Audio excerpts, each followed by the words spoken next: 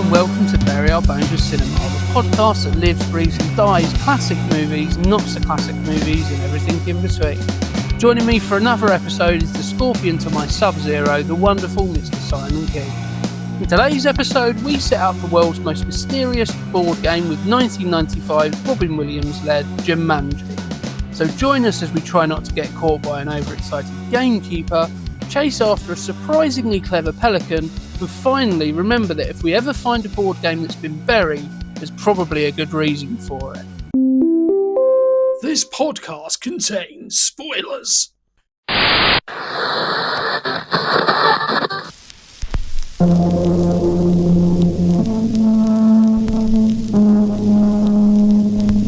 In space, no one can hear you podcast.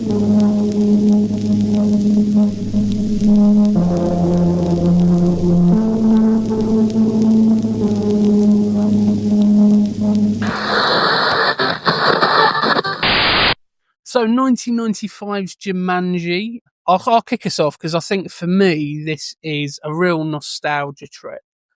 I think I've mentioned it on our Jurassic Park episode, but one Christmas my grandparents got me and my sister a double bill of Jurassic Park and Jumanji on VHS. Yes, I'm that old, it's VHS.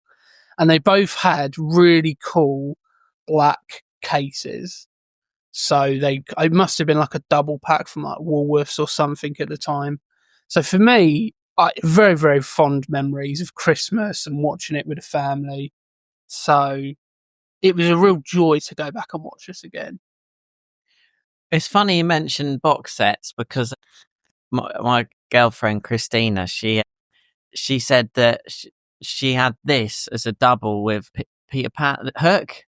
You know, the two Robin Williams. I mean, that makes sense, and doesn't then it? she showed me, she sent me a photo of the box set, and I'll show you it because she found it earlier and she said how nostalgic it was seeing it again.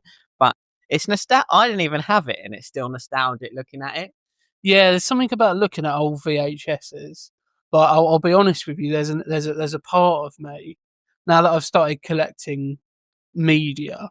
There's part of me that every now and again just comes across an eBay listing of like an old VHS, and I'm like, I have literally no use for it, but I kind of want to just get it because it looks cool, whatever VHS it is at the time. It's but yeah, so it's yeah. When my double bill was it was like each one had its own individual case. Ooh. So it was all together as well. So yeah, so really, really fond memories for me. Did you ever watch it as a kid? Yeah, it was. I don't know when, I don't know how many times, but for me, this is like one of those films, a bit like, I don't even know this. This is a very personal thing that I wouldn't necessarily share with everyone, but You're going to on a podcast. But it's one of those films where it's so good, but I never would have chose to put it on. Same for Back to the Future 1. I'm never like, let's stick this on. It's just always been on. And I don't know what that necessarily means, but it's I think what it is actually, it's movies my older brother liked. Yeah. So they were always on regardless, and he loves them. And I think it might be one of them. But yeah, this one really... this used to scare me, I think. Watching it back, there was a few moments where, I'm saying I got scared of watching it back to, in 2025 as a 32, nearly 33-year-old man. But there's elements of like telling yourself or like remembering how you felt when you watched it. Much like with anything, but here it was very much a case of going, oh, I can remember this bit, and being like, this bit used to like really sort of like stick with me, and this was actually quite frightening. And I think across the board, it is. I mean, it was obviously rated as a PG, and you always used to look on the back of DVDs, Blu-rays, VHSs, whatever format it's on, and it always used to have like a little thing, and it used to say mild peril. And I don't think that sums it up particularly well, because there's quite a lot of quite severe peril. Yeah. So, Interestingly, I mean, we'll get onto it, but I think that might be a case of why critically it didn't do very well. I think a lot of critics felt it was kind of aimed at sort of younger kids when the content of it suggested kind of otherwise. I don't necessarily agree with that. I think there's elements where I think it's good to watch a family film and be kind of scared by it because you're there. The idea is you're watching it with your parents and it's a bonding experience, with them. So they're there to protect you even, as long as it's not like, to be fair, my nan used to put on like horror films when we were far too young. I think there's a really sort of like classic story in our family that my sister woke up one evening and was sleeping on the sofa, and my nan had just decided to put on Jacob's Ladder, which is a film about a Vietnam War veteran suffering from Lovely. PTSD. So, and then there was another instance of when it was like late. So you always used to be able to stay up late with grandparents or aunties and uncles and whatnot. So it was like 11 o'clock on a Saturday night. And my nan was just like, I'll stick the Sopranos on. And I'm like 7 or 8 watching Tony Soprano, it's so. But yeah, but I think going back to my point, there's an element of, I don't think that's a reason why, a valid reason why critics didn't really like it. I think it is what's used as the reason, but because I think it's a great family film, and I don't understand why critics didn't really kind of hit off with it. I guess, I don't know. There's a lot of characters in this that they're not having the best time, are they? Like Alan, the young Alan has trouble. Like he's like not loved by his dad. His dad sort of doesn't give him the attention he wants because he's probably too caught up in his business. Yeah. There's the guy who becomes the policeman that takes responsibility for breaking that machine with the shoe. There's the two main kids that come into a little bit later are like orphaned from their parents in a tragic skiing accident. Yeah, I mean, there's quite a lot of, as you say, dark themes. And she goes nuts. She's like, she is having like therapy for years after the disappearance. From the beginning, you think this movie could go into like it or something. It feels like it's setting you up for something. Oh yeah, that's more than. I think you've made like a really good link there because there is so much of this that does kind of feel like that world, that kind of. I don't really know how to, but like the setting of Jumanji feels very similar to Derry in that, that town, probably because those towns are, are a dime a dozen in America, those kind of small village towns that, have like, perhaps there's the big factory where everybody works. There's the one post office, the one hardware store, etc., etc. So it does feel very similar to that. But I know what you mean. There are those things where you do kind of go, looking back, I'd never picked up on any of this. I just took it all at face value. But the more you think about it, the more you kind of go, oh, there is actually quite a lot of subtext and hidden themes here that, kids aren't going to be picking up on.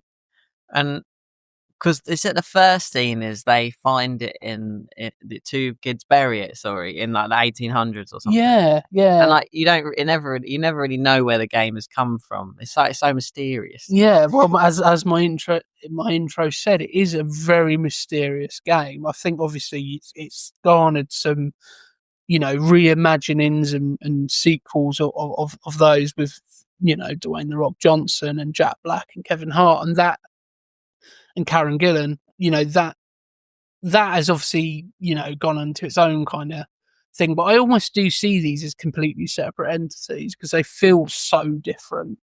I don't know if you've seen any of the newer Jumanjis, but they don't seem to have that same kind of feel to them. Like this feels very much like there's a moral to the story here. Like the reason why I think we can bond a lot with Alan Parrish, both as a young, teen, and when Robin Williams comes into the film, something like 28 minutes in, he comes into the film. So, in an hour and 40 minutes, we've got the big star has only just come into the film 28 minutes in.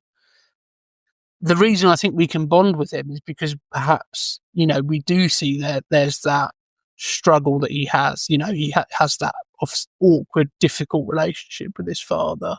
You know, not that I'm saying any 6 or 7-year-olds are going to be looking at it going, oh, that's like my relationship with my dad. Probably not going to be doing that. But for older viewers, it's easy to kind of, you know, have that sympathetic kind of approach to him, because you go, Christ, the last thing he said to his dad before he disappeared was, I'm never going to speak to you again. And essentially he just doesn't, you know. The actor they got for the young Robin Williams, he looks like a photo of someone's dad when they're a kid. You know, like he has that sort of look about him that they've selected him well. I don't know if it's just how they dress him or whatever, but he just looks like a picture of my dad. You know, like when your dad doesn't have his face yet. You know, like you look at an old picture, like what was going on in the 1970s? I mean, unfortunately, I've seen young pictures of my dad, and he looks pretty much the same as he does now. He pretty much looks like there's a picture of my dad with his brothers that I showed to my wife, Hannah. And she was like, when was that taken of you? And I was like, this isn't me. She's like, no, it is. Come on. Who's that with you? I was like, that's my dad. And she's like, I don't believe you. I had to get my dad to say, no, that is me. That's a photo of me and my brothers. Wow. So I'll show you the photo at some point. But yeah, I know what you mean. He has that very, very sort of old school look where you can quite easily see him, you know, becoming somebody entirely different. And he kind of does in a way. When he turns into Robin Williams. So, and how do you know? Because his dad, I love the actor. Like, yeah, I mean, he plays that role and the role of Van Elst very, very well. I know it's so obvious that it's one of those things everyone probably says rewatching this, but I didn't realise it was the same actor. I didn't know that I didn't know the deeper themes that this was trying to show. I just thought that Hunter guy's well horrible, you know. But yeah, he's just, and he's in Titanic, and he is like the other love interest. He is in Titanic. How must it feel to be always be like hired as, you know, for movie roles as like professional knobhead? Yeah. He's great. Yeah. I know what you mean. It's almost like you always. There's an actor called, I think it's called Vern Gorman, and he always plays those slightly either creepy or slimy characters that you would never trust. And it must be such, like, you can understand why people get typecast and why perhaps they get frustrated, because, you know, this actor, he's probably got a lot more range, but he does always seem to get the professional knobhead type, and it, you know, says a lot about his acting ability. He could be a very nice guy, that's or true. He could just be portraying himself on screen, which I don't think he is. But I mean, he's great as that's just, to me, that's the bits like that. What was the most vivid before rewatching this? Because now I've got all the images of the rest of the movie in my head, like how the game looked and stuff like that. But I'd kind of forgotten that. I think what I remembered was Robin Williams saying "Stampede" and the hunter character, and the little boy turning into like a monkey. Yeah. That's probably the things that stick with me most. And then coming back to it, it's just so cool. The game is so cool. How it looks so cool. It's like it really is, like, it's really immersive. Yeah, and it's funny what you remember, like when you haven't, because I don't think I've seen this for at least 10 years. And the first things that start sort of like sending, you know, those nostalgic memories, it's not even the imagery, it's the sounds of things. So like when the bats start, you know, making their noise in the fireplace, that to me just instantly, you know, transports me back to where I was when I first watched it, and I was like, oh god, yeah, I remember that, you know. And even I think one of the things that really sort of scared me or stuck with me for some reason was when the plant comes out of the other fireplace in the other room and it opens up. Like for years and years and years, I was like worried that was like, whenever I saw a fireplace, I was worried that was going to happen. Like And it sounds stupid, but when you're a kid, you believe this stuff. You think, oh, well, it's happened on screen, so it must be able to happen in real life. So The plant, I mean, all the sort of set pieces, all the they make the animals are straight from like horror, really, aren't they? They do them in such a cool way. Like, is it bats? Maybe you see first, but then isn't there like mosquitoes are really cool in this? but it's like, you know, they're not just mosquitoes; they're like giant killer mosquitoes. You know, and I think that's the thing with it is almost. I do find it's a film of escalation where it starts at like one point and it just gets worse and, you know, more devastating, more destruction, more craziness. And that can sometimes be a real difficult thing for a film, because if you start too high, you know, if you have such a high beginning, it's very difficult to get back to that. Like a lot of horror films, I find the first kill sometimes is usually a bit too much, and you then find, well, it's never going to get any better than that. So the rest of it is just diminishing returns. Whereas here, I think keeps building. It does keep building, and it does it in you know, like obviously it starts with the bats, and then we see him get sucked into the game. Then we see the mosquitoes. Then we see the big lion, but he kind of like, you know, gets locked away. So it's almost, you know, there's safety in some respect. And then there's the monkeys, and they just go crazy, you know. And it just escalates. And each time it gets a little bit worse and a little bit different as well. So it's not always, you know, it's not always just going up and up and up. It sometimes takes like a slight diagonal move or a slight sidestep move where it's like, this is scary, but in a different way. Or this is, you know, this is dangerous, but in a different way. I think that's the beauty of it, really. Yeah, and it's that thing of when you watch it like the first time, and like you have no idea what to expect. It's always throwing you curveballs, and then when you rewatch it, you're like, "Where's the bit where he comes through the floor? What is that the clue for when he starts falling through the floor?" You know, or like, and then I don't know, you start to forget about sort of the smaller ones, like the spiders. I totally forgot, but I think when I've had nightmares about spiders before, they looked a bit like those ones. It's like really weird. Creepy spiders in there. So like one, they're massive, and I think the sort of animatronic puppetry that works better, doesn't it? It works better, but it because it makes them look a bit creepy, like because they're not moving normally like a spider would, makes them a bit creepier in some ways. Like, you know, and to be fair, we have that, you know, debate a lot of the time with animatronics or practical effects and CGI. For a film that's, you know, coming out 30 years in December. The CGI holds up quite well. Like, if you're looking for gaps, you can see it, and you can see the CGI slightly. It's the monkeys mostly. Yeah, but it's always the monkeys. In every movie, it's always the monkeys. It holds up, apart from Planet of the Apes, and that's because they don't use CGI. Well, the new ones do use CGI, don't they? Isn't there like a new? There's a new Gladiator movie, and they've done bad monkeys as well. I haven't seen the new Gladiator. Yeah, they've done bad. They've done brand new bad monkeys. Brand new bad monkeys. Yeah, that sounds like. It's in this. It's when they're robbing because for some reason that like I don't know what really goes on in the town, but everyone's looting, and then the monkeys start stealing TVs, and they're playing like Wizard of Oz on the screen when they run in, which is a nice touch. Yes, it is a nice. You know that those influences are, you know, are there, aren't they? You know, that kind of, you know, you said it. The town feels very much like it, but in terms of like the merging of worlds, does feel very much like the Wizard of Oz, doesn't it? Oh I hadn't thought of that. You know, really. The way in which, you know, the real world merges with Jumanji. That's very reminiscent of, say, you know, Wizard of Oz, or most recently Wicked film. So what the hell happens if they don't finish the game? Well, it never really. And if there is going to be a criticism of this, because I'm not, you know, I've very rarely would I say there's a perfect film. There is one perfect film, but we'll come on to that film when we get to that episode, and whenever that will be.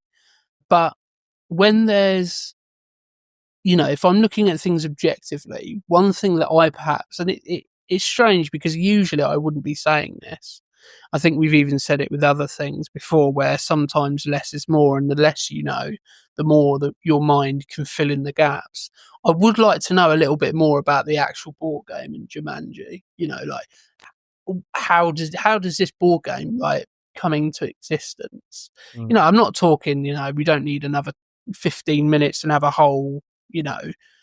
Essentially, we don't need to have that opening scene. We don't need to have that prolonged or anything like that. But maybe just a sentence or something. You know, maybe when Alan comes back out of Jumanji, a little sentence or something that explains, you know, why this board game exists, why this other world exists, and the only way to get there is through the board game. You know, something like that. If I'm being ultra critical, but I think perhaps the reason they didn't do that is because this is very much a situation and go type of film.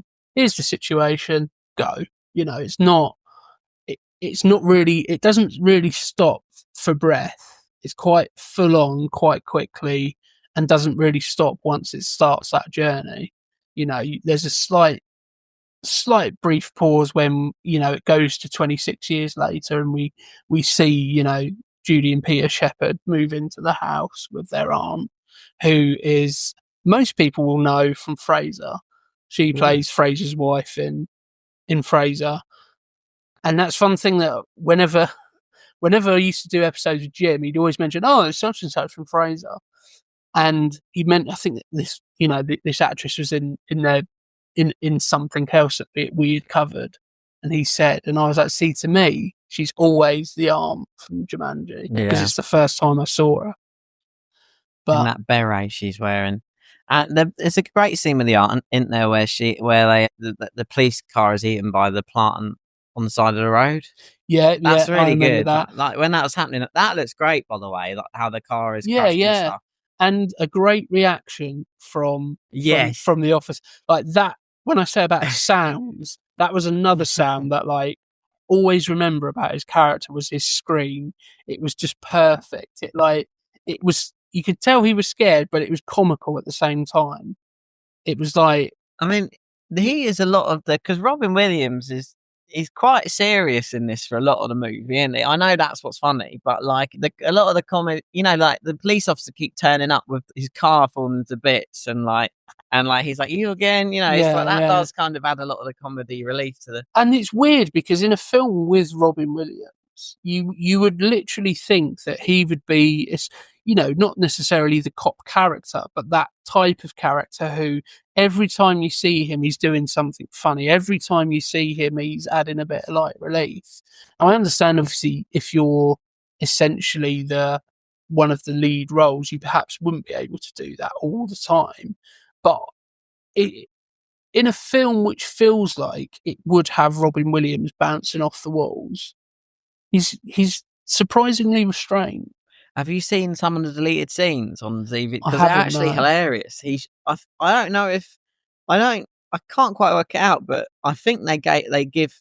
I assume, actually, sorry, not deleted scene, the gag reel. But it looks like, to me, it looks like they might have given him a lot of freedom in maybe just coming out around and stuff. Yeah, well, all the gag reel is just him, just like he's active. He's just making different jokes every single time, and it's like funnier than the scenes. Well, one thing I do know is that director Joe Johnston, sorry, he was a little bit apprehensive with casting Robin Williams because of that reason. You know, usually he's like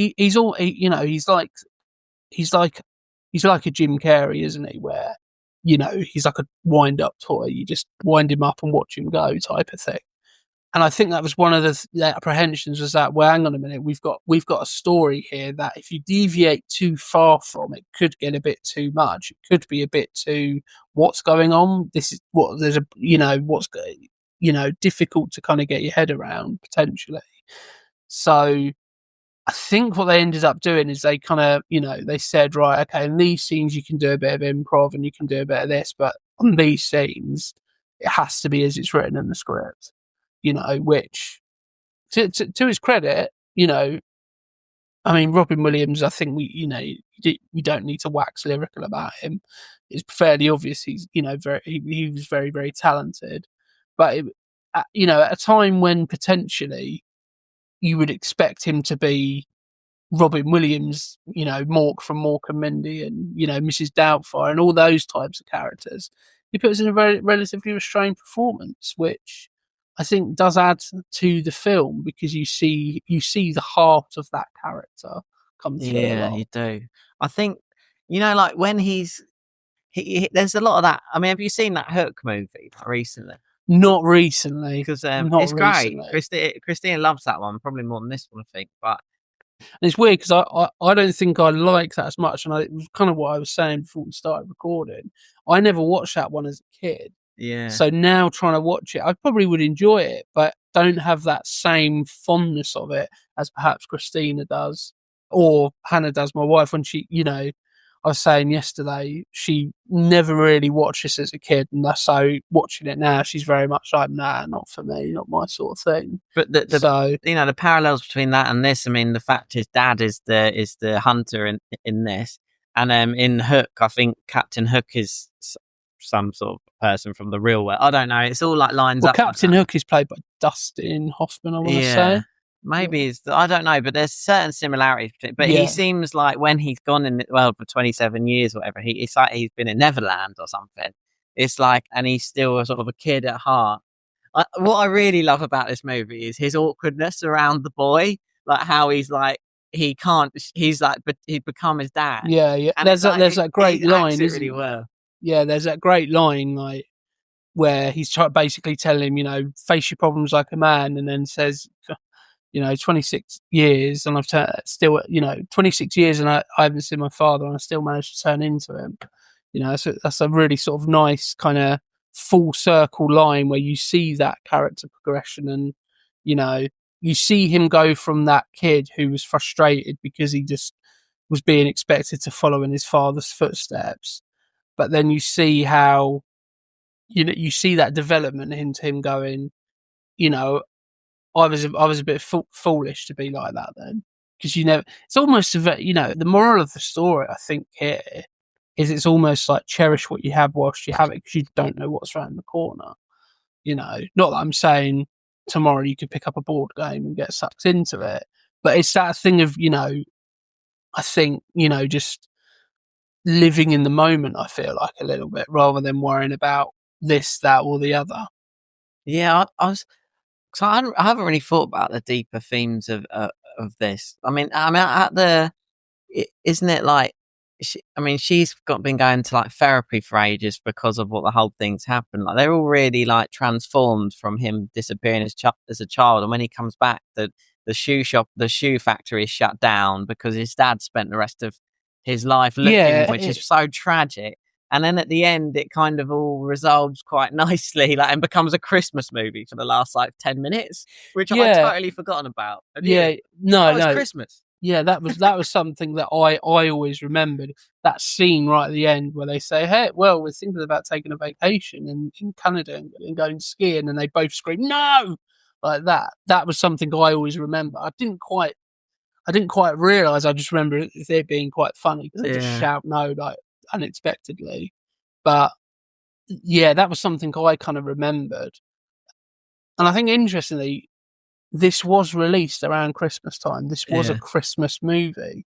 Okay, it's not a Christmas movie in the traditional sense of it's set at Christmas, it deals with Christmas themes, but it had a Christmas release date. It was Friday, December the 15th, 1995.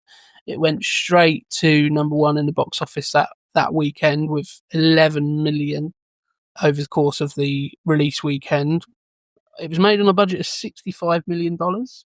So it wasn't a cheap film to make at all. It was a quite expensive film for what is essentially a family film. Overall, it grossed over 100 million in US and Canada domestically. And worldwide, it made 262.8 million. So very, very successful. But critically, as I said, not very well received. Just looking at those IMDb ratings and Metacritic and Rotten Tomato scores, so audience perception of this is a lot better than critics for some reason, and that you do find that sometimes you have that that divide. I think critics are there just because they've got critic in their name doesn't mean they have to, critically critique it. I don't even know what I was trying to say there because I realised that's exactly what they've got to That is what they're do. supposed to do, yeah. I think sometimes what I was trying to say is I think critics sometimes, Get it wrong? well, obviously they get it wrong, but I feel like they go into it because they're looking for stuff. A Yeah. little bit like sometimes when we record a podcast, because you're looking for stuff, sometimes like you're thinking about things in a slightly different way. So, I think the best critics are ones who can leave all of that at the door. I don't think people liked Hook that much when it came out either. No, But he's great in both of these. Yeah. Like, it is like they're real standout performances from Robin Williams, at least, whether or not you like the movies, whatever. But I mean, for me, this feels like it's just set piece after set piece of crazy stuff happening. I don't really know how you could come out of this and not say it's pretty good. It's like great. It's just fun more than anything. It's it's a little bit scary for younger kids, but it's funny in places. It's heartwarming in places. It's it's kind of everything you look for from a family film. I don't think there'd be I think maybe the reasons why you may not like it is if you don't like Robin Williams, if you're not fond of his work, you're probably not going to pick this up and want to put it on. Although I think this probably would be the best type of Robin Williams to start with, because he's not what you would expect from Robin Williams. We're just going through the crew. So it was directed by Joe Johnston, who most kind of recently big picture affair was Captain America: The First Avenger. So we've got somebody who's worked with the MCU, so very, very established in his own right. Also, I don't know if you know the film from the early 90s, The Rocketeer. So that was a comic book movie, like when comic book movies weren't the norm and weren't around all the time. And he's actually, interestingly, the artistic director for Raiders of the Lost Ark. So as a filmmaker, very, very well established, very, very experienced. The screenplay was written by Jonathan Hensley, who's worked on Armageddon, The Punisher, The Saint, recently The Ice Road with Liam Neeson. Greg Taylor also helped write the screenplay, who's probably his most notable work is Jumanji. And lastly, Jim Strain worked on the screenplay and the screen story. Again, most notable work is Jumanji. But it was based on a novel of the same name by a writer called Chris Van Allsburg, who also wrote the book that the film was based on called Zathura, A Space Adventure, which is very, very similar in tone to Jumanji. I haven't watched it in a long, long time, but I remember it essentially being like Jumanji in space. Yeah. It was produced by Scott Krupp, who's worked on things like Bill and Ted's Excellent Adventure, Last Samurai, Limitless. William Tetler was another producer, Polar Express. The composer was James Horner, who is perhaps most well known for doing the score for Titanic. So very, very accomplished composer in his own right. The cinematographer was Thomas E. Ackerman, who other notable work is stuff like George of the Jungle and Rat Race. So established filmmakers, and that's always a good place to start, generally speaking, because then you haven't got to necessarily worry about, people not being accomplished in their own right. So you can give the film the best possible chance. And I think generally speaking, a lot of the kind of directing elements of things like the practical effects that are used, the choice of merging CGI with practical effects, The Lion, for example. There's elements where it is CGI. There's also elements where it's obviously it's an animatronic, and that works quite well. And do you think? Yeah, and I've just sort of realised as the town's quite run down, isn't it? And it's because of it's because they've lost their industry. So they're already on the downturn. And is that what's going on? Have I just missed that totally? Yeah, Because they already look before Jumanji starts sort of taking over, and it's the town is already pretty run down. I mean, there's argument. I mean, yes, in a very kind of literal sense, the main factory of the town is Parrish Shoe Factory, and that closes down, and therefore the town loses its kind of revenue source, and I can imagine a lot of jobs were lost as a result, and therefore that town becomes quite run down. But if you look at it a little bit deeper, if you want to look at it a little bit deeper, you said the words, before Jumanji kind of started to affect the town. I think Jumanji has already started to affect the town because it took Alan Parrish. So as soon as it takes Alan Parrish, that's when all of this starts. You do get that nice little kind of context where, he's speaking with that, that old man who's now living in the factory. He says, as soon as Alan Parrish, went missing, his father put all of his effort into searching for him, and as a result, that meant the business eventually went under. So it is almost like Jumanji. As soon as you start playing Jumanji, the world is starting to be affected. Or the merging of worlds is starting to happen because, you get the things coming out of Jumanji, and it has a actual effect on the world around it.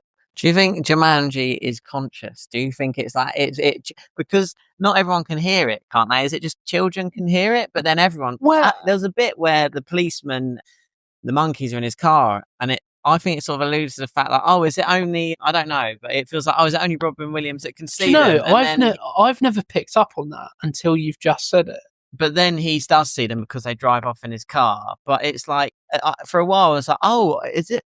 I remember this film wrong. Maybe it's just like they see the world of Jumanji. But no, it's like they all see it. But the kids, I think, because at one point he goes, can you hear it too? Yeah, and I wonder how much is, perhaps because it is very much, there isn't a lot of context or backstory or anything given here. But I wonder how much in the book it is like that, because it almost feels like a thing of like, until it's got to a certain level of power, that's when everybody starts to see it. Because as you say, you get the kids at the beginning who are the only ones who really kind of see what's going on. Obviously, Alan Parrish is the only one who hears it when it's essentially on a building site with loads of people around it. And then he says to Sarah Whittle, can you hear it too? Because it has nobody heard it before. So I wonder how much of that backstory is in the novel and how much that's explored. Because as I say, being ultra critical, that was something I kind of wanted from it, watching it, in today's lens. When I was a kid, you're not really going to be picking up on that. But certainly yesterday I was going, I'd like to know a little bit more about Jumanji, Did they try and explain away more lore probably in those rock ones?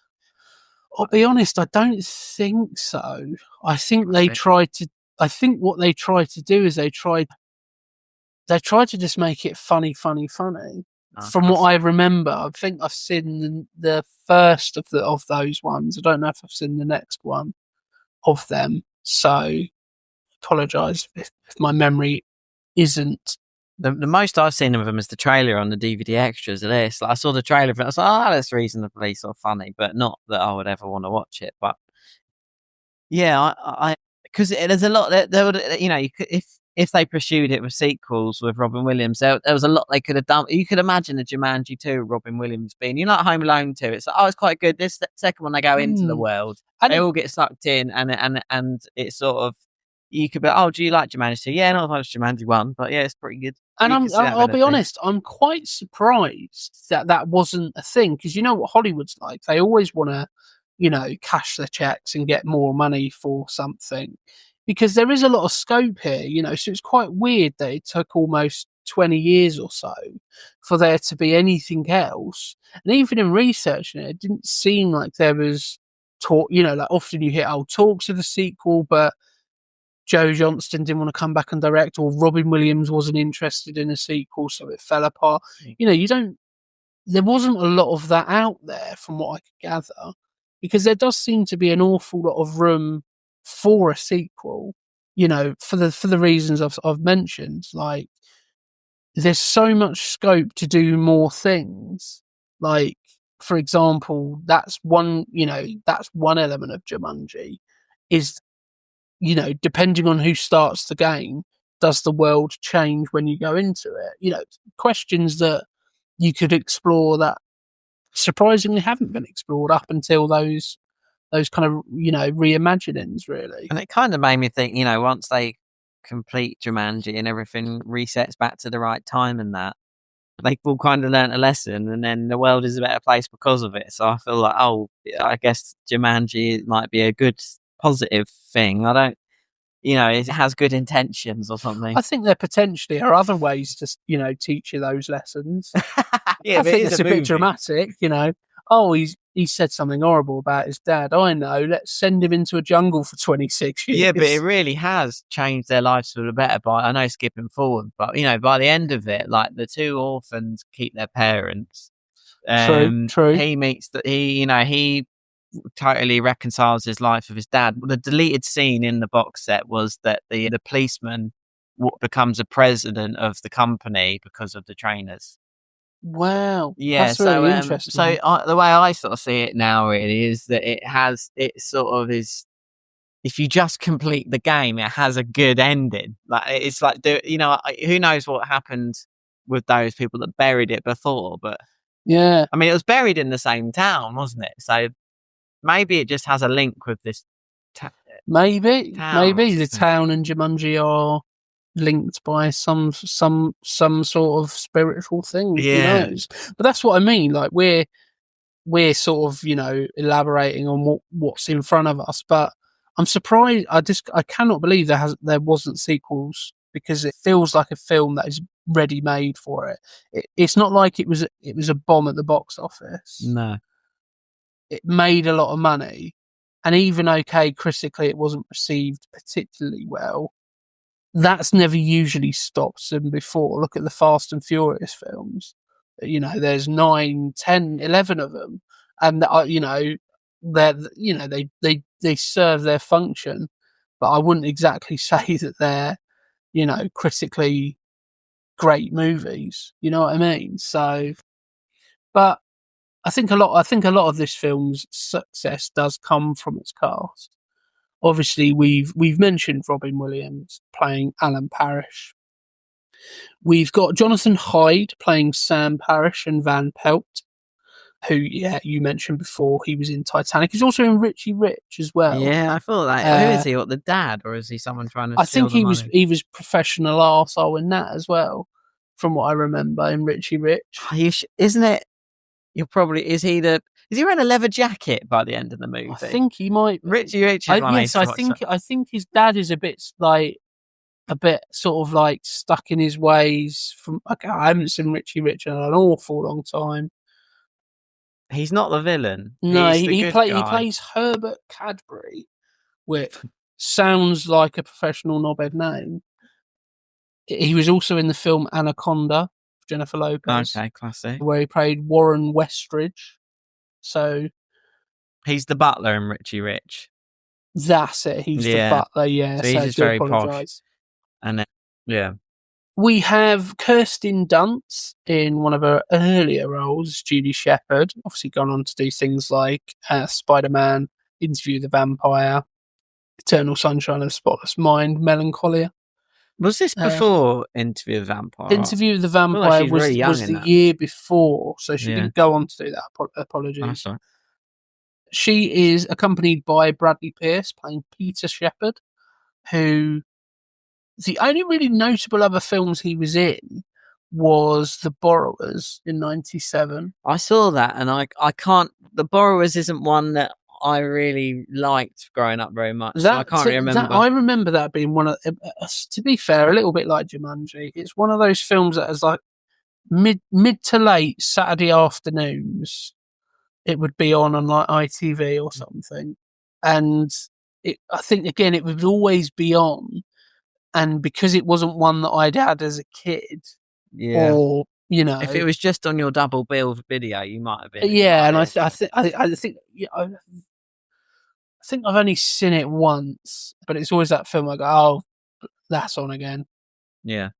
We've got Bonnie Hunt playing Sarah Whittle, who other notable work is things like Jerry Maguire and The Green Mile. Oh yeah, but no, there's some other ones that she's more like this character in it. Because there's one I remembered earlier. Oh, I've got to find it now, Ron. Well, as you're doing that, I'll go to the rest of the Beethoven. She's the mum in Beethoven. Do you like Beethoven? Again, that's the Saturday afternoon film. See, I used to love that one. That's one of my favourite ones because I love the dad in it. I feel like he's so funny. See, So this is like this in that. This is going to be a revelation. So I'm allergic to dogs and cats and any animal with fur. So I don't bond very well with animals in films. Fair and enough. I think that's why I never liked Beethoven. Yeah, because even though he looked like a nice dog, there was an element where I was like, he could kill me with a lick. Well, is the one of that breed is like. I feel like they're probably notoriously hairy dogs. Yeah. So I feel like if you're going to be allergic to a dog, it would be That's that like sloppy one of the Beethoven. yeah. So But she is great in that, and that's how I remember. So her. generally speaking, if you I know like a lot of people say like this is taking a bit of a tangent, but some people say that like you can kill anybody in a film, but if you kill the dog, it's like that's where you've crossed the line.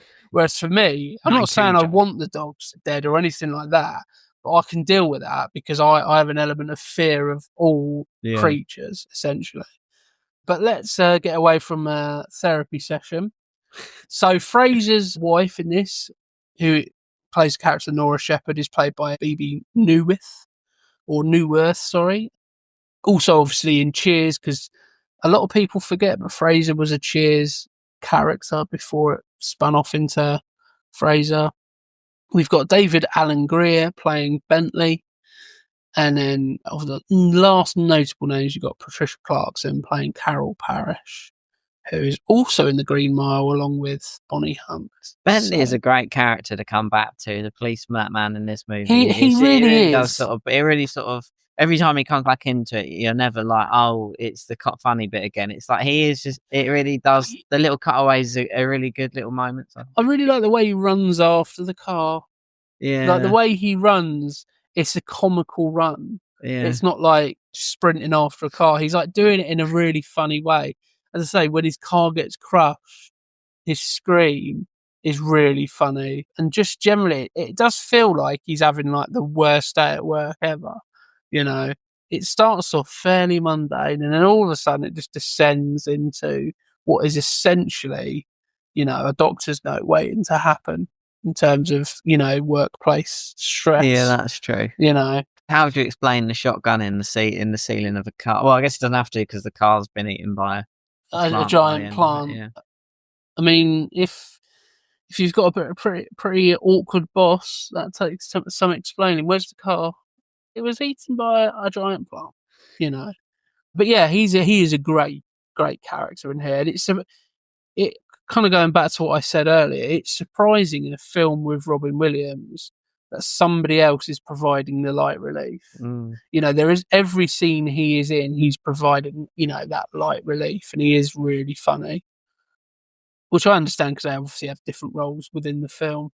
But as I say, that cast list, everybody in there is really, really good. And I always go back to, I always say that the most difficult thing you can do with a family film is cast kids. If you get the kids wrong, not so much when it's, from a child's point of view, or from the parents' point of view, if those kids are annoying, or those kids aren't particularly good at acting, it really does just send it, down into being a bad movie. But here you've got, obviously we know Kirsten Dunst, goes on to, be a successful actress. Not so much Bradley Pierce, but that's not because he's not a good performer at all. I think it's just, obviously, it may just be, his career choices potentially. But they don't annoy me at any point, and I'll be the first one to get annoyed at annoying kids in films. So I he mean, does a good job there. yeah, I feel like sometimes I think, what is a film with annoying kids? Because I feel like there's less of them than we think. I feel like it's because I always think they're all right. And I don't know, these ones are great, aren't they? Like Kirsten Dunst seems really comfortable being this sort of old sister who's sort of fighting all the stuff away. But have you got an example of an annoying kid movie? I genuinely can't, because I don't. I don't watch them. But I suppose the latter Home Alone sequel. Oh yeah, that's true. Probably that's made even worse by the fact it started so well. Yeah, with the casting. I just want to kind of go back, and this is something I kind of echoed in my Jurassic Park episode. And interestingly, because it was a double bill that I got as a kid with Jurassic Park, I feel like it's very similar, because I feel like the relationship that Judy and Peter have is kind of not the same as my relationship with my sister, but I think that might be why I bond with those characters a little bit more, because I could it's very easy for me to attach myself to that relationship. I'm the younger of two siblings, my older sister, and it is very much that thing of like, I can imagine playing Jumanji as a kid when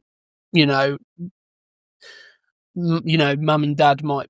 Well, actually, no, because that's one thing I do think about this film. The aunt does just leave the two children for the whole day. Oh yeah, what's she up to? I think she goes to work. Oh, fair. It's a big house. Why has she got that house again?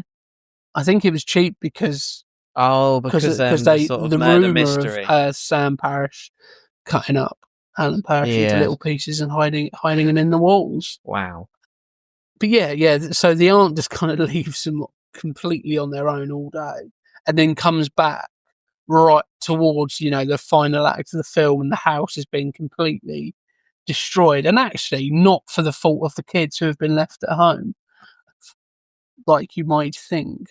The house at the end looks amazing. That's one thing I'd say about this movie is, like, especially when the monsoon comes, like the house, it's done so well with the water coming down the stairs. It looked like fun to film. Yeah. Like when the house is like, it really becomes kind of psychedelic and covered in plants, doesn't it? And it looks and it really does save that till quite near the end. Like, well, yeah, I think so. It's sort of, up until that point, it's just destruction, isn't it? Yeah. But when they do get back to the house after going out, you see again, like what I was saying about earlier, where the two worlds have started to merge into one, and you see Jumanji starting to take a hold a bit more, and the house is kind of the perfect example of that, because it does look pretty much like a completely different world.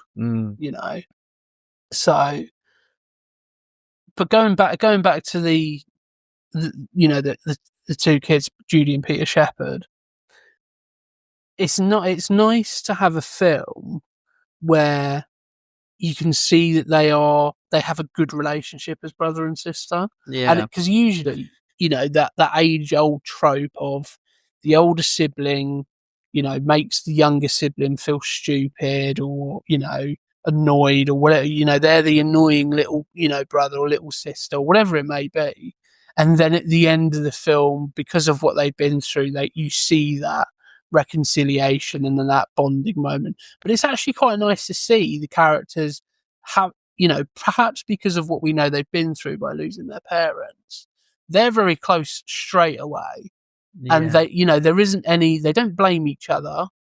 If anything, she consoles him because he tries to finish the game early because he could roll a 12, which ends up making him into a monkey. Oh, that sticks to you, doesn't it? Because you just know that's like a thing you just wouldn't want at that age, to like be like turn into a monkey. Yeah. It's like a young boy. Like, that's what I used to hate, that he got that. Well, because he's the one you sort of relate to, and you just hate the fact. Yeah. Well, I mean, in terms of subtext, it's that's almost a metaphor for puberty, really, isn't it? Yeah. It's almost a thing of saying, it can be embarrassing, and it's even worse if it's like visually. Like obviously, he becomes really. He gets no perks of You being know. a monkey. Like he's already pretty good Yeah. at saving the game from down the river, and that's before the monkey. And Ironically, he hangs off the tree like a monkey to get it. But later on in the movie, he doesn't really get any monkey perks. He sort of starts to sort of lose, like whimper, like the sound of a monkey. He gets like a tail, but he doesn't get any of the sort of. He doesn't get like he's not turned into a superhero monkey man. Yeah, he's just getting the sort of. He just looks like a sort of. He looks like Planet of the Apes, but a child one, doesn't he? He looks like Roddy McDowall in Planet of the Apes.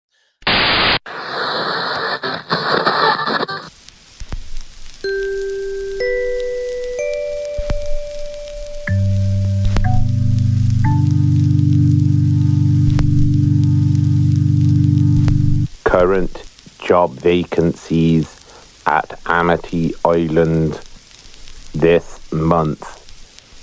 We are currently recruiting for a new sheriff at Amity Sheriff Station. Candidates will be smart of appearance and have some policing knowledge. Job role will include all things sheriffy, and some shark murder may be necessary. Also hiring at Quint's Bait and Tackle Shop, looking for new captain due to loss of previous candidate due to mega shark munching. Please apply within Quint's Bait and Tackle Shop, south of the pier.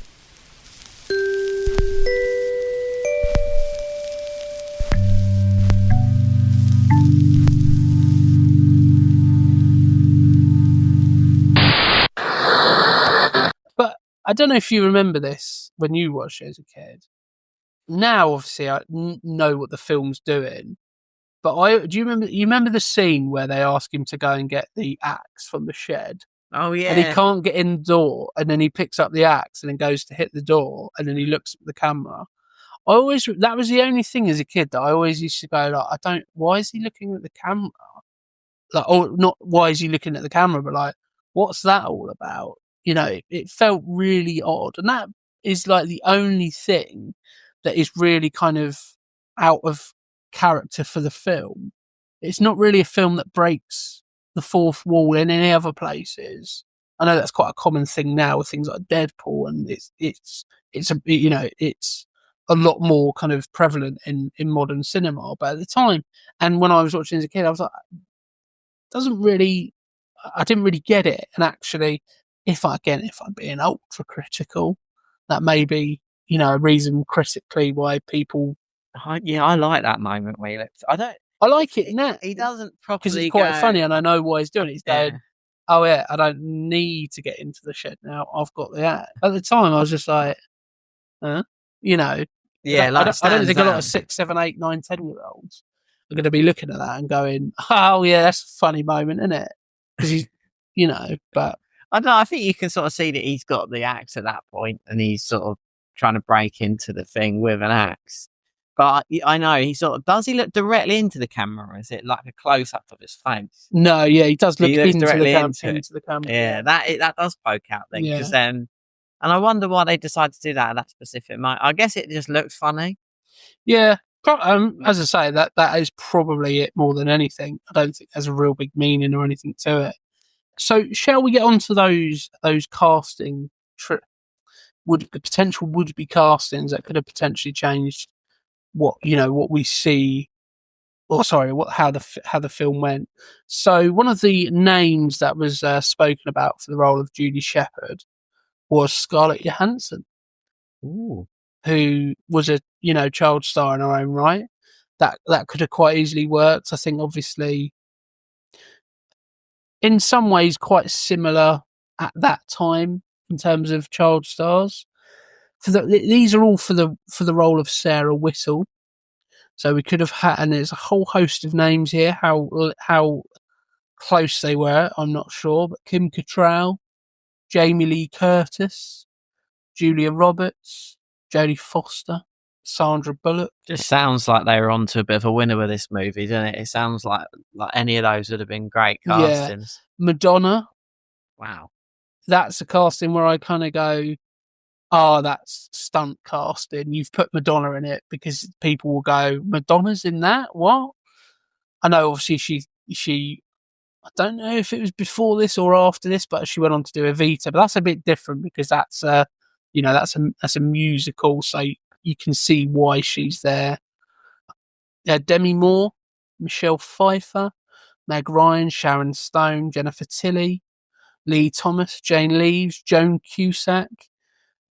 Joan Cusack, I could see. She's got some comedy chops.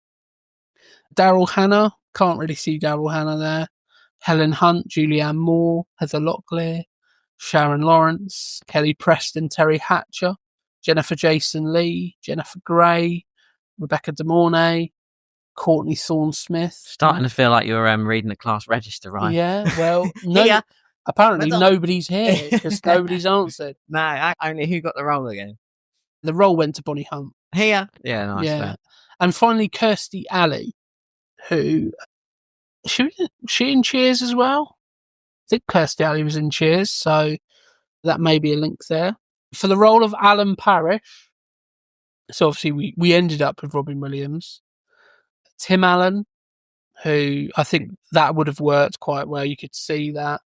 Dan Aykroyd, again, probably going for those comedic chops. Jeff Bridges. Jeff Bridges, I wouldn't be able to see that well. Alec Baldwin, again, same sort of thing. Bruce Campbell of the Evil Dead trilogy. Bruce Campbell's quite funny in his own right. Nicolas Cage, that would never work, I wouldn't have thought. I don't buy Nicolas Cage. But actually, Nicolas Cage is a strange one. This would have just been a Nicolas Cage movie. Oh, do you remember Jumanji with Nicolas Cage? I would have liked I it. feel like it would have been a lot more surreal if it had been Nicolas Cage. There's something about Robin Williams. He just, like you say, everyone knows why. Everyone knows he's amazing, but he just really, it's the reason why Hook is so nice is because you feel like he really feels like a real he's like he's got a good soul, and you feel like you. Yeah, he just. I think it's so likable. I think as well, the brilliance of it, and the same with Hook, is you do kind of buy Robin Williams as a big kid. Yeah. Like in this film and Hook, obviously, they're both quite adults, but very much still children in their minds, because essentially he spent 26 years growing up, but he's still a big kid, really, isn't he? It's the law of the jungle. Yeah. I love the bit where he's just give me the dice, and we're like, stop playing or whatever, and then he drops the dice and the law of the jungle. His hand, and he has that. That's the bit where he's quite childlike because he has that massive grin. Yeah, and that he's pretty fresh out in the jungle at that point. Yeah, as well. Yeah. Who would you cast if there was someone to read out the Jumanji? What do you call them? Rules. Riddles. Yeah. The bit that blurs up in the middle, like a little bite will make you itch, make you sneeze, and even make you twitch. I would go for James Earl Jones. Yeah, that would be good. Or a Morgan Freeman, somebody with a voice, a really distinctive voice. I think if you're doing it today, there's a guy called Ralph Ineson who's got a really distinctive voice. He is most recently has been in Nosferatu. He's also in The Witch by Robert Eggers. Do you think it would have worked with a voice coming out of the box? I think it quite easily could have worked. I get the reason of having the characters read them. It's like they're trying to work it out as they read it. So I get that, but that could be a nice touch if you want to. The voice of Jumanji. Yeah. That for me, it would be a James Earl Jones. Yeah. I think. If it was my favourite one, because the reason I thought of that is because when I read them, they reminded me of your mum normally snores when she watches Robot Wars, like Craig Charles, and then it made me think, oh my god, can you imagine Craig Charles reading the voice of Jumanji? I feel like I'm not going to do it because I thought that's mental, but just imagine that happening. I'm going to make a real weird sort of link here, but do you remember the original Fable? Yeah, Fable And one. there was a lot of like kind of rural England villager voices, and there was one who was Scottish, and the phrase he would always that he would always say when you walk past him, he'd refer to you as hero, and he'd always go, "All right, hero." Like, I could see if you were to make I think they probably have made a game of Jumanji, but like, if you were, putting it into a video game sort of setting, you would have a lot of those kind of rural, kind of English sounding voices, like what's one of the riddles? Do you want this one? Yeah, so I could just imagine, like, every month at the quarter moon there will be a monsoon in your lagoon. Something like that. For some reason that makes that I mean, it doesn't. that takes the mystery away from Jumanji. True. It makes it sound like I don't know what that. It makes it sound like a terrible quest from Fable, doesn't it? Like a sort of a stretch quest. I think it's just over there. It's like, it's in the lagoon. Okay. I think I just want to go and play Fable again. Yeah. But yeah, I mean, if there was to be a voice, it would be James L. Jones. Yeah, that's true. Yeah. I think his voice in that regard would be, I think, perfect. What do you think would be the worst voice for it? The worst voice for it, probably somebody with a really weird like cadence, like Christopher Walken. Oh yeah, that would be Jumanji. Imagine that with Nicolas Cage as Robin Williams and Christopher Walken doing the voice of Jumanji. I mean, that is a very different film, isn't it? That would be good. Yeah. I mean, because then it's like, what would be funny is when it's running down a river, it could go like, the box. Yeah. Oh, that would be funny. Someone should do a voiceover of Jumanji and be the voice of the box. Yeah. YouTube, if you're listening, that is what we require. We need somebody to do a bit like, I don't know if you've ever seen it, but Snatch Wars, where they put Bricktop's voiceovers of Star Wars. Oh, that is good. It is brilliant. A completely different tone to Jumanji, but I think Or it even reminds me of like, like in Star Wars where Darth Vader is like Northern. He's like a Northern dude, and then they because that's the actor's voice, isn't it? Yeah, and they obviously recorded over with him with James L. Jones, but it's like, it'd be funny if they had a voice of Jumanji and they just muted it, and then they're like, we're just. But I thought there was sort of, it'd be funny if someone was reading that out, but that would make the film worse. But I think it goes back to that thing that I was saying about how there's a lot of scope for this world. It's not just it doesn't, at no point has it really felt like a one and done sort of world. And obviously at this point we've got, newer sequels or reimaginings, but this feels like a 5-film franchise, even though it's a standalone film up until, 20 years later after the film. I can't get my head around it really at all, because it made money. It just seems like such a missed opportunity. And I think now it's got to the point where those sequels are so different that they're not really a part of that same world. No, you're right. Because I think in those ones, it becomes a video game system. So it's like an old Atari rather than a board game. Well, yeah, they're like, what would make people... Jumanji always want... All they said on the trailer is, what would... Jumanji wants to be played, so it will adapt and change. Yeah. But, really, it feels like Jumanji is just that board game, and it feels like it's cursed, or it's like made by some sort of crazy magic or something. Is what it feels like. And it links to another world. There's enough there already without changing it to a gaming system. I get it. They just want the sort of scenario that they just like, you're stuck in a game, could be what happens if we get Jack Black stuck in a game, that's funny. But this film, it almost looks like Mad Max 1, like with it's all run down.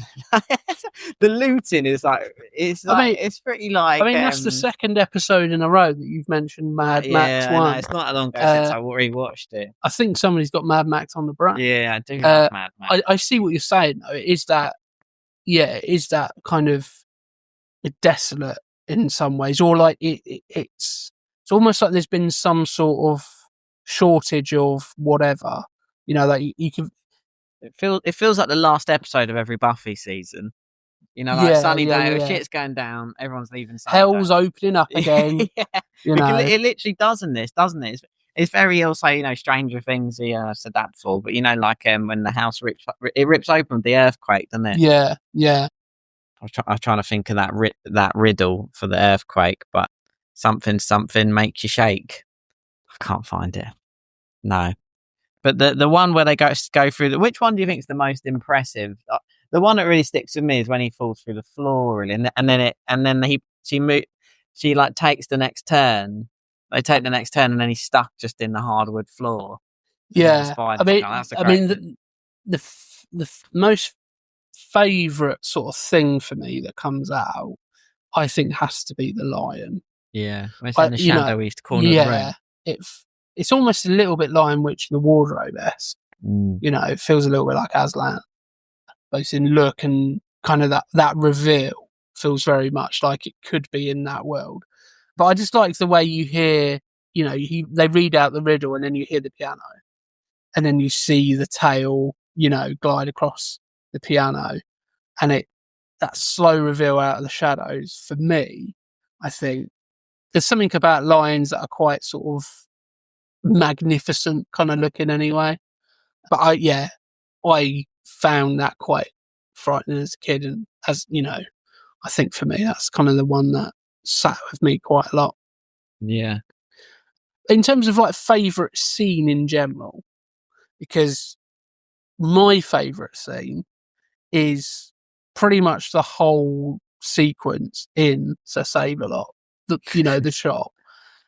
I feel like that's just there's always an element of like when you're a kid and you're walking around the shops, they have those displays that are like, let's say tins of beans that are built like a pyramid. You just want to knock them over. There's an element of you do just kind of want to drive a car through it, look around and then just take the bottom one or whatever it may be. And clean up an aisle 4. It's pretty much that. Like every sort of mischievous kid's like dream is all of this carnage and all of this devastation in a shop where it just gets worse and worse and worse. And the bit where the paint cans falls on Van Pelt, first of all, that'd kill you because they're paint cans and they're falling from quite a big height. But I love the way that when he returns, he's just covered in paint.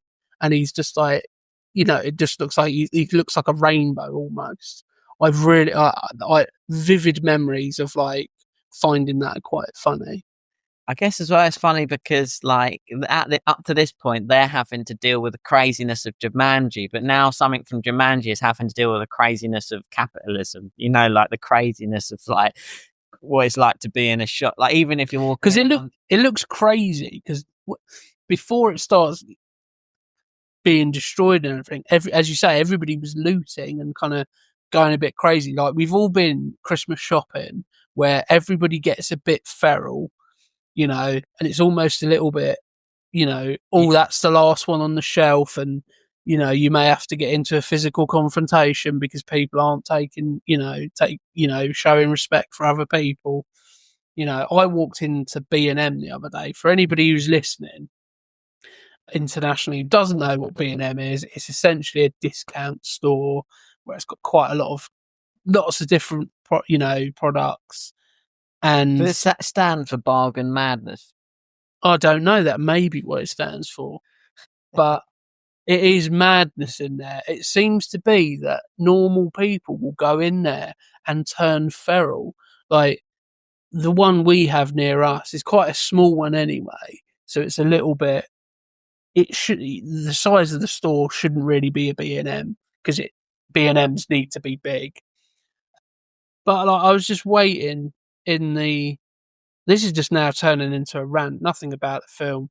I was waiting at the automatic doors and I was being quite courteous to a number of people coming out, even though they were coming out of the entrance and not the exit. And this sour-faced woman just walked straight past me. The other two who had come out had said, "Oh, thank you very much." And this woman didn't. So as she walked past, I just quite loudly and sarcastically just went, "Thank you," and then walks in. And then that to me perfectly sums up that Sir Saves a Lot scene. Is as you perfectly stated, the madness of Jumanji is usually, we've seen the madness of Jumanji. Let me rephrase this. We've seen the characters dealing with the madness of Jumanji, and now we're seeing Jumanji dealing with the madness of capitalism. Yeah, because even though he's got like because he goes that guns, I forgot that scene. Obviously, I remember that, but I didn't realize he changed his gun. Because they don't make ammo anymore. He gets a modern gun from some questionable gun retailers. How does he wangle that again? Because they say, "Oh, have you got a license?" I think he puts a load of gold coins down. Oh, I see. Of course. Again, capitalism takes over. Yeah. And they not only give him a gun, but they give him what looks like the craziest gun in the world. It's ridiculous.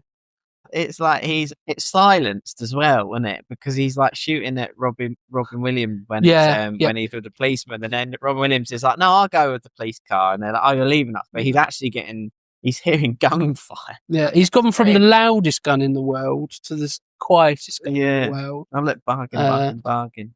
I mean, it's those scenes in the shop are really cool. I think. But I tell you, for me, the spiders are they're like how they've done those. I think that is a good mix of like CGI and animatronic-y sort of physical effects. But when there's like an element of like, I'll probably skip ahead because I feel like I would say it in the further watching. But of the it feels like Kirsten Dunst in the room. There's loads of spiders like crawling around. I know it's going to sound like I'm saying Spider-Man now, but what I was actually going to say is it reminds me of Small Soldiers. Like they're like I love those. I remember that. Very funny, and don't really know why. I just think they just done them really well. They're like properly like robotic. They're not CGI, are they? I'm not going mad. No, they are. I think. Well, maybe I don't know. I think they're stop motion animation. It's really, whatever they've done with those. It's really fun. Yeah, I think. Yeah, do you like Small Soldiers, man? I think I used to love that. I mean, that is a film that was a bit of a bomb. Yeah, I think it was looking to be the next big thing, and it kind of didn't really do that. I'm not saying it's a great film. I wouldn't put it on the same pedestal as Jumanji, but I think there's a lot to like there.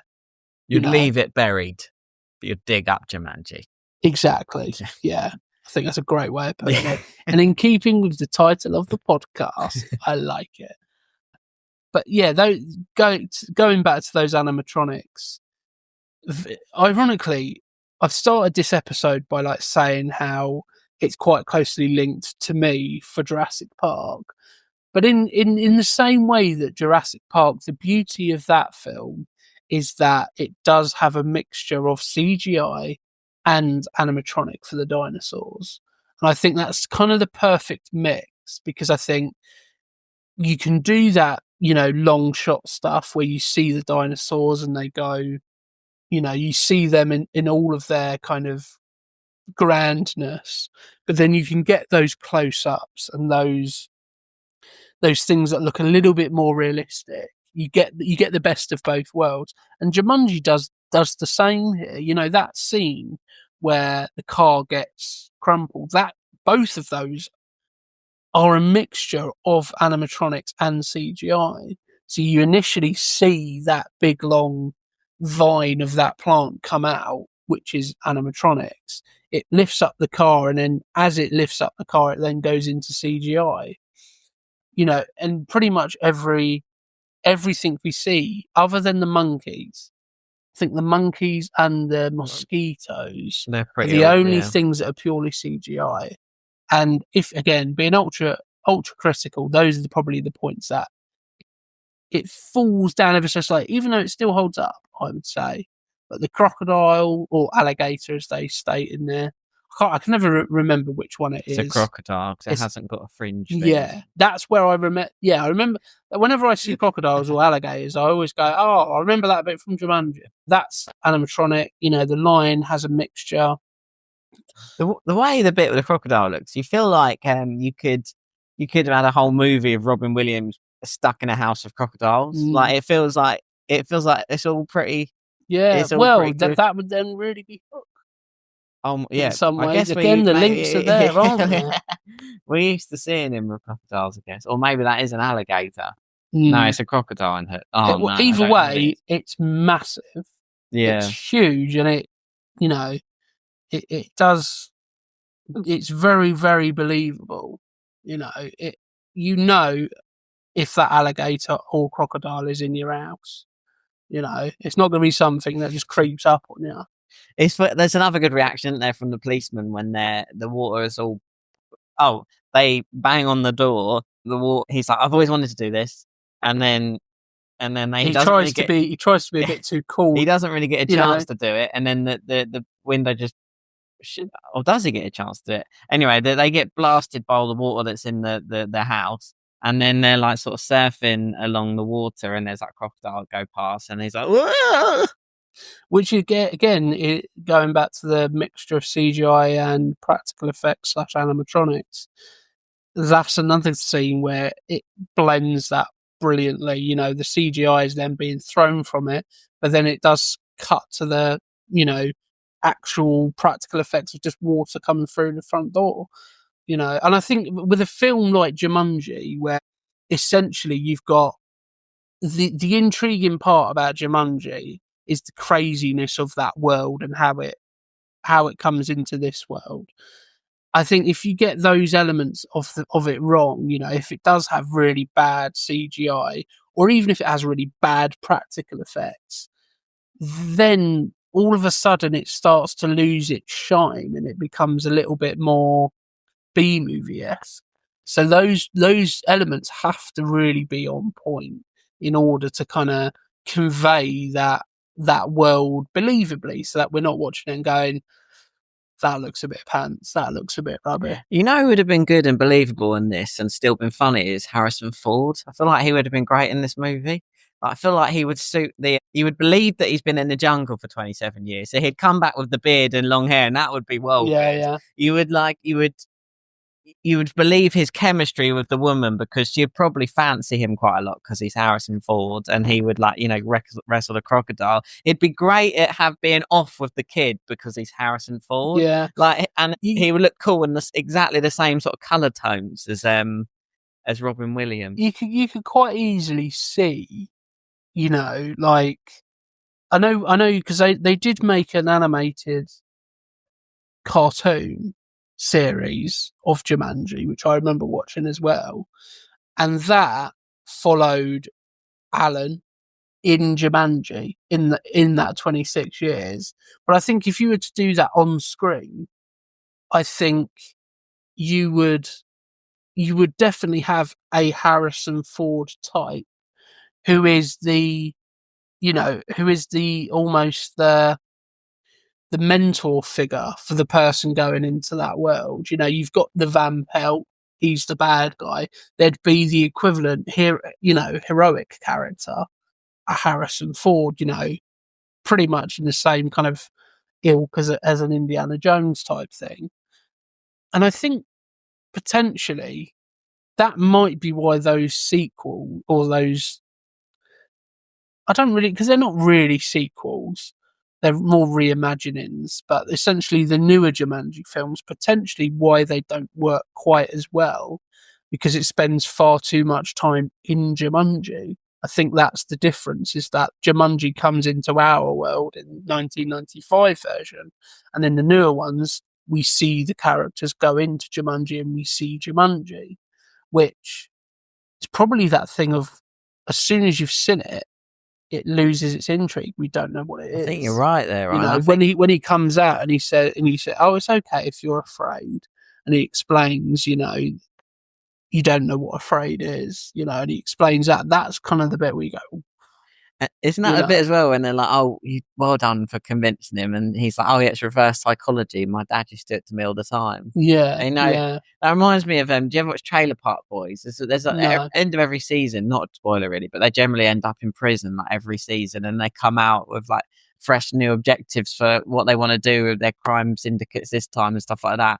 But there's just one season where he ends up in jail, but at the end, it starts off the new season. He's reading a book about reverse psychology, and he just uses it on everyone to like try and. It's so stupid, but he's like, and it reminded me. I don't reminded me of that for some reason, but I guess you know he's easily convinced. You could sort of get him to do what you want because he's just been in the jungle. He hasn't had to deal with people for a long time. But yeah, I mean, I wonder what he saw in there. And it sounds like do you think, has he met the hunter guy before? Yeah, there's that, because he's the one who recognizes him and then goes Van Pelt. Yeah, okay. You know, he's the one who gives, you know, who essentially tells the audience his name. Where's that name come? Well, I mean, Van Pelt. I don't know, but it works. Yeah. You know. So I've said about my favourite scene, which is the to save a lot scene. Do you have a favourite scene? I don't know. I mean, it feels like whenever, for me, anytime it zooms into that text, that's Jumanji for me. Yeah. Digging it up at the beginning, when he finds it really has a good place in my, you know, like, I think as well because he's getting bullied. And because the beginning of the film, like we said earlier, it feels like it could have gone into like Stand By Me, or, you know, he's getting bullied by a load of sort of kids on bikes, which is that's my worst nightmare. Is like imagine like an English version of this game. Like imagine if like the Jumanji world was like, that would be horrible. You know, like, if like it said like it did a. Yeah, my worst fear of Jumanji being would be like if it just said something. It wasn't like a jungle stuff, but it was like, oh, 5 blokes come around to beat you up. My dad's come to beat you up or something. I think my dad's bigger than your dad. Yeah, it's like, oh no, who's dad? But yeah, I think the fact that he sort of, you know, he hears it, and it's like, especially for him, and he like, and then and then I don't know. I really like the scenes even before we get Kirsten Dunst and that, but just with that other boy casting, and the way it sets it up in the shoe factory, and so I wouldn't have said it was my favourite scene, but rewatching it back, I forgot how good it sets up at the beginning actually. So yeah, and the fact I think it's a not, you know, you've mentioned that the town is really kind of, you know, desolate and run down. We see how much it's run down because we've seen essentially, you know, what I would call the American dream almost. It's a lovely 1969, but 50s, 60s sort of town that becomes run down because of the effects of Jumanji. Whereas without it, you wouldn't necessarily get that, you know, if you just started straight away with Peter and Judy, you know, you probably wouldn't bond with Alan Parrish's character quite as much because you wouldn't know what he's kind of gone through to, you know, get to that point. And I think as well, you know, like, yeah, it could give you more Jumanji lore, like maybe a hint of where it came from and stuff. But I guess what it does give you is sort of more lore about the town, and like it does give you quite a lot of it does world building, but it doesn't do it on Jumanji. It almost does it from the perspective, you know, from. It's a really good point, actually. It doesn't necessarily have to. No, you would think it would be the other way around. Yeah. Like, we don't really know much about the town that it's set, but we know Jumanji and know everything. But actually, perhaps that's the beauty of why it works, is because we almost, a bit like we bond with the characters, we kind of bond a little bit with the town and that idea of life. So when he finally gets back to it, it's almost like, oh yeah, everything's back to normal. You know, it does seem like a really nice sort of idyllic kind of town to, you know, live in. Well, it's like he's getting bullied for being, I guess, the rich kid. You know, But you know, the moment they get rid of the rich kid's dad, you know, stops doing his business, it seems to affect the whole town. No one has jobs anymore. I don't know what that necessarily means, but I mean, what do you think about just the cast? You know, what do you think that says, that that his dad is the act? They've chosen the same actor on purpose for his dad, who he didn't have a good relationship with, to the Van Pelt. What do you think? That's quite a big thing. Well, I think it's a metaphor, because I think in one respect, his dad's trying to find him. His dad's trying to find. So there's that element. Oh my God! His dad is literally trying to find him. But I think it's also, from Alan's point of view, he's running away from his father because he's not accepting. He's not accepting who he is. He's trying to rebel because he doesn't want to turn into his father. But actually, rather than, just accepting that, not necessarily he's going to turn into his father, but accepting his father for who he is, much like he wants his father to accept him for who Alan is. It's almost, that metaphor is, as you say, he's running away from him in his own sort of, up until he gets sucked into Jumanji, his character is running away from his father, and his father is trying to find his son in the same way.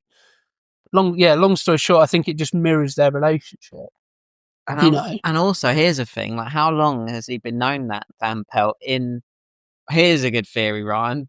How long has he known Van Pelt? Like, what happened if his father died, went to the underworld, Jumanji, and then and then lost his memories, and then maybe Van Pelt's only been looking for him since he passed away on the real world, and now he's in the Jumanji world, and now, do you know what I mean? Yeah. I mean, there's so much scope for this stuff. Yeah, there is. Because we're given so little, and I know I said it as a criticism, but the fact that we're adding all of these layers and we're very much kind of filling in the gaps is probably why we like it, because we're able to do that.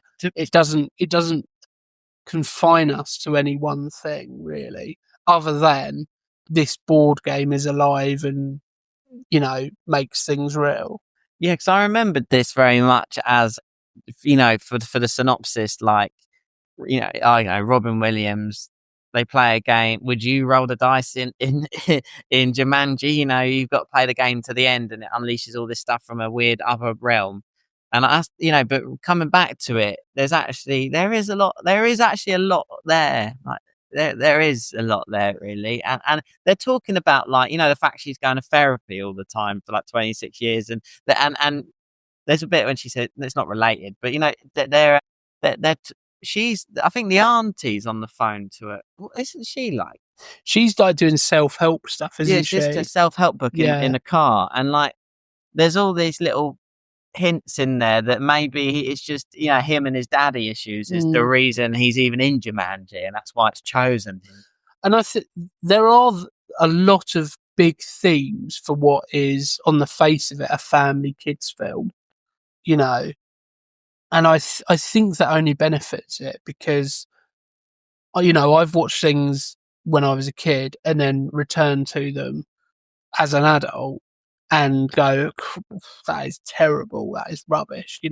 For example, I know it's a completely different thing, but watching Power Rangers now. What's that slurm? What's that sort of drink? Power Rangers. It's like there's like a liquid they make. Yeah. It's like Slurp. What's that? Is that the movie? Well, the movie is Ooze. Ooze, yeah, that's it, yeah. Ooze. But watching, that, I had fond memories of watching that as a kid. But, I never had it on video, but a friend of mine did. So I've got fond memories of that. But I'd imagine if I watched that back now, I'd be like, this is terrible. Yeah. But I do kind of don't want to go back and watch that now. Yeah, all I remember is that, I mean, obviously I don't remember that well, so what was called Slurp. But I just remember whatever that weird ooze stuff. Purple ooze. What is going on with that? Well, I can guarantee it doesn't have the themes and subtext that Jumanji does. It doesn't. And that that's kind of the point I was making. Whereas I watched this yesterday, and I really did sort of like that music that goes along when you see you know, him go back to his father and the world gets, you know, essentially reset and goes back to normal, it does sort of like warm your heart a little bit, you know. And I think it only gets to that point because we have those themes, you know, themes that as a kid you're not necessarily picking up on, but as an adult you can very much, you know, very much pick up on, very much bond with. And like most good family films, it has a happy ending, you know, kind of has to have a happy ending. But the fact that we see Alan grow up into, you know, all the good points about his father, with none of his perceived bad points of his father. You know, he takes over, you know, Parrish shoes, and they finally get to meet Peter and Judy again, and it's a really lovely, wholesome moment. And there's a part of me that goes, the only thing that is as a slight kind of as they forget is the fact that Peter and Judy don't know who they are. They don't know what Sarah and Alan have done for them. Do you think there's part of it on Kirsten Dunst's face where she remembers? Because I don't know if they necessarily. I feel like that's I don't know. There's something on her face. I don't think there is. I mean, okay. I thought she looked at him a bit like. To be fair, it's not something that I've noticed. Yeah, but that was probably, you know, the thing that it's almost that poignant sort of thing where, you know, as much as their relationship can now blossom without the fear of Jumanji or anything like that, Peter and Judy will never really understand what Alan and Sarah have done for them. Yeah. You know, and that house looks like a really, really nice house that they end up going to. You know, it's almost like a complete subversion of Jumanji. You know, without Jumanji, this is the world that can be created. With it, this is how devastated it can become. If you don't finish. Yeah, if you don't finish the game. Yeah. Interestingly, I did read somewhere, because I know that the book, the person who wrote the book also wrote Zathura, and interestingly, those two are actually quite closely linked. So obviously, the end of the film, the very last shot, is we see Jumanji on a beach and we hear some girls, you know, speaking in French. In the book, the game was actually discovered by the two main characters of Zathura. So that's kind of why they're closely linked there, which I thought was an interesting kind of nice little nod there for anybody looking for those links. So I think that brings us on quite nicely to further watching. So obviously one I've just mentioned is Zathura. Yeah, I mean, I haven't watched that movie, but I for me, it's for me. I know they're not as good, but Small Soldiers is a good one in my. I really like. I think it's Tommy Lee Jones or someone. No, who is the? Am I wrong? Actually, no. I think you're right. It's a great villain character. I think. I thought I used to love that movie. Sure. And then Kirsten Dunst, obviously. I also. I think I love Beethoven as well. Those are the movies I like. I would also, the ones I've all mentioned in this as well. Like, I think Christina had the great box set with Hook as well. I think I'd never really seen that, and I watched it probably like 6 months ago. And it has a lot of. There's some really lovely moments with Robin Williams, and he's just great in it. Yeah. And yes, that's Don's. I'd say. Yeah. I mean, a couple I would throw. I put Hook on my list as well. Night at the Museum. I think is there's influences there, you know. It's things coming to life, or, you know, things that aren't necessarily in our world anymore that come back and come to life. So kind of a little bit of links there. One that I feel like is a completely different film in some ways, but in the heart of the film is very similar, is Matilda. Yeah. And obviously, if you like Matilda, there's obviously the musicals and the musical film as well. And obviously, Mrs. Doubtfire as well, if you want that family fun Robin Williams where he's bouncing off the walls. Mrs. Doubtfire is another one for me where, you know, you've got to kind of go and see that just to experience it. And if you like that, there's a musical of that as well.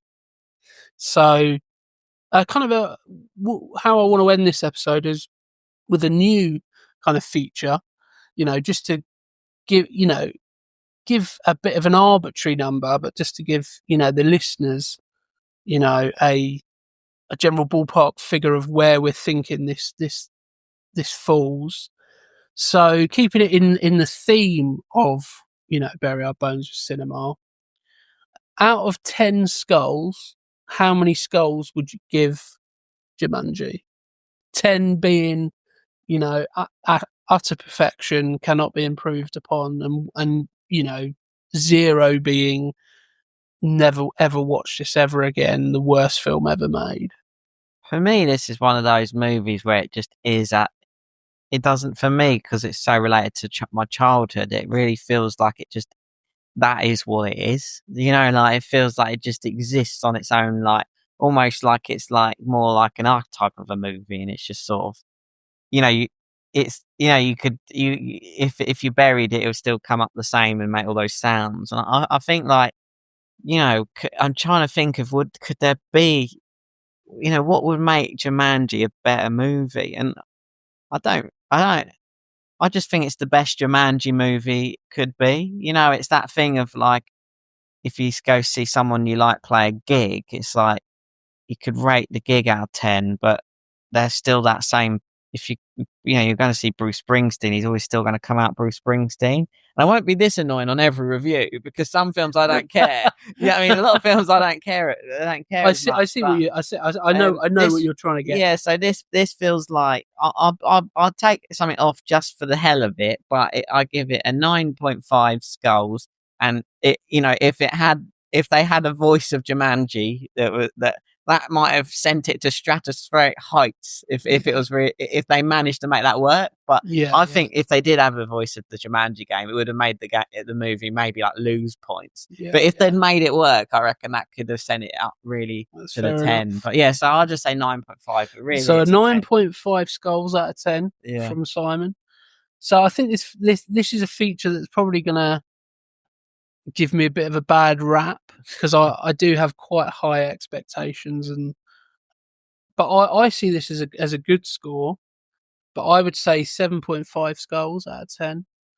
Generally speaking, I would say that most films I watch probably get a 6 out of 10 on the Skull-o-meter or the Bury Our Bones Cinema meter. So 7.5 is a great score. So an average score really of about 8.5. I think that sort of makes sense, really. Yeah. So anybody listening, if you want to let us know, you know, what you would give it out of 10 skulls, then do let us know. Comment on any of our social media platforms, or even send us a message on Twitter or on Facebook or anything like that. Just let us know. And I think that's a really great place to end the episode. Agreed.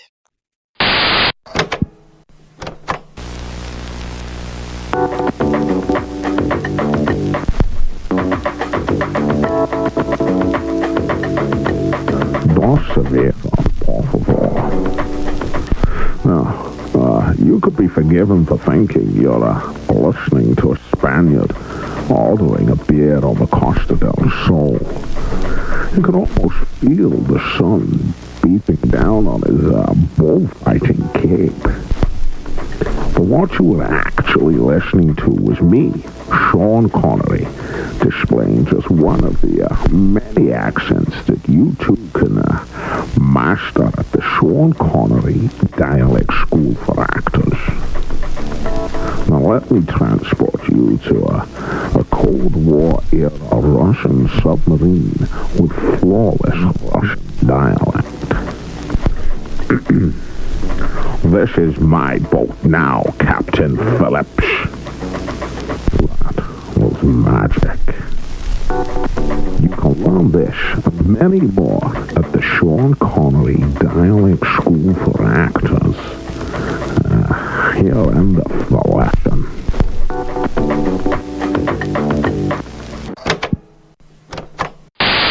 Unfortunately, it has come to that time in the episode where we have to say goodbye.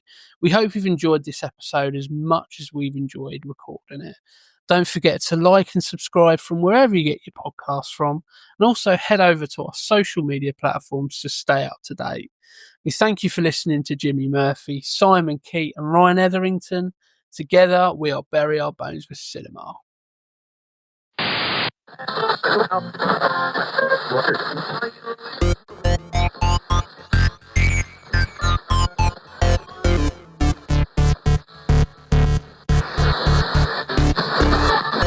And it will be a one-button job. Boom, boom, boom, boom, toom, toom, toom.